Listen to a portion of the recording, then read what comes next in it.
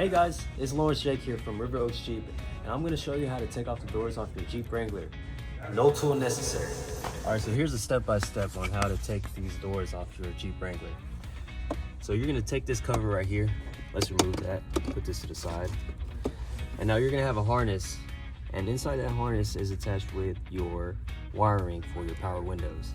So let's take that clip off, remove that, and then unlatch your harness, set that to the side.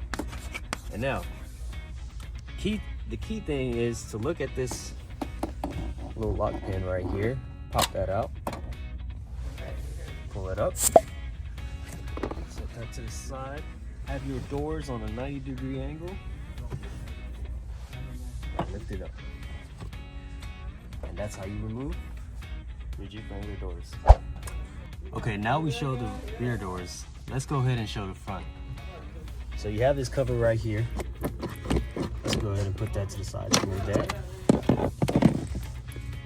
Now you're gonna have a different prompt. Get this button, unlock it. Wait for that click. Press this button right here in the center. Lift it up. Pull that out. Have your harness. Pull your harness out. A few moments later. Put that to the side. Have your pin. Unlock the pin. Same concept from the rear. Pull it out. Put that to the side.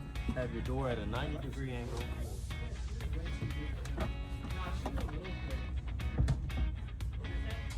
And that's how you remove the front doors of your Jeep Wrangler. Alright guys, that's how you remove the doors off your rear and your front for your Jeep Wranglers. Don't forget to like, comment, and subscribe, and stay tuned for the next video.